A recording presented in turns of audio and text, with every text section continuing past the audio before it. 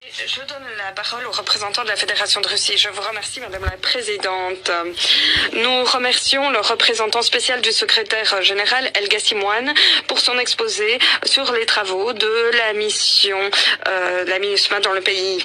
Nous avons écouté avec intérêt la représentante de la société civile, Madame Adam Dicko.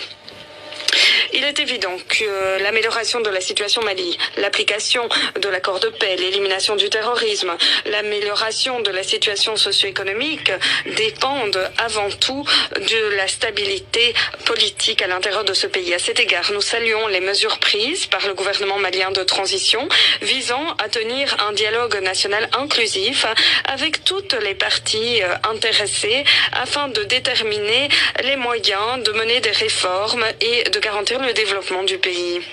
Nous espérons que les résultats se concrétiseront rapidement.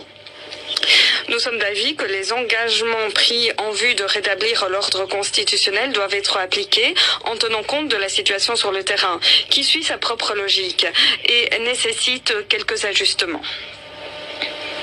Nous comprenons bien les difficultés auxquelles se heurtent les forces maliennes à l'heure de préparer les élections générales. Nous partageons l'avis selon lequel, sans le rétablissement du contrôle de l'État dans toutes les régions du pays, les résultats d'un scrutin ne sauraient être considérés comme fiables. Et cela mènerait le pays droit à l'instabilité politique comme en 2020. Nous sommes persuadés qu'une ingérence excessive de l'extérieur dans ce domaine, ce que nous avons observé ces derniers mois, ne ferait que compliquer la situation.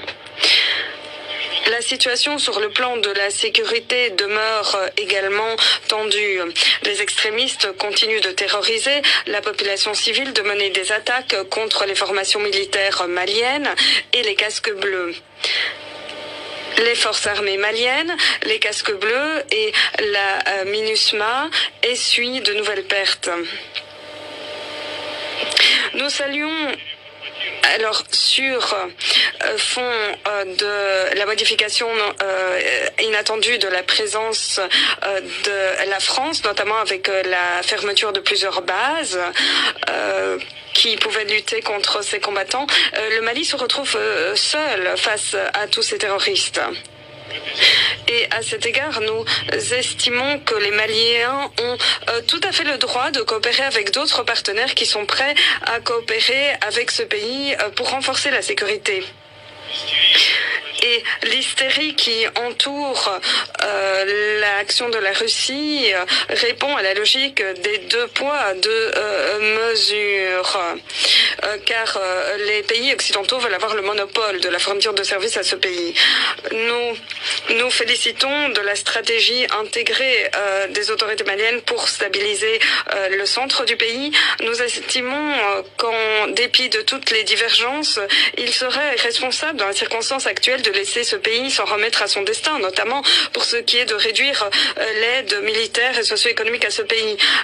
L'imposition de sanctions contre ce pays qui rencontre déjà bien des difficultés pourrait encore faire dégénérer la situation pour la population civile. Les enjeux de sécurité pour le Mali et la région sont extrêmement élevés et à cet égard, nous estimons que les Maliens ont tout à fait le droit de coopérer avec d'autres partenaires qui sont prêts à coopérer avec eux en matière de renforcement de la sécurité. Les critiques de tels actes sont hypocrites et irrespectueuses à l'égard de cet État souverain. Il est impératif de poursuivre une coopération, une coordination approfondie des mesures entre les parties maliennes et la MINUSMA.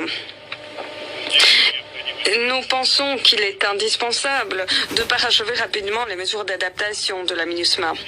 Nous appuyons les efforts des casques bleus en vue d'apaiser les conflits intercommunautaires et de protéger la population civile. Nous sommes d'avis que les décisions entourant les modalités de la présence de la MINUSMA, notamment pour ce qui est de ses effectifs, doivent être prises en tenant compte de l'opinion de Bamako. Personne ne peut soustraire les Maliens à leurs responsabilités. C'est précisément à eux qu'incombe la lourde tâche de surmonter les difficultés actuelles. Pour ce qui est d'un règlement au Mali, nous restons guidés par le principe des solutions africaines aux problèmes africains. Et À cet égard, nous appuyons les efforts de médiation en respectant le principe de non-ingérence dans les affaires intérieures.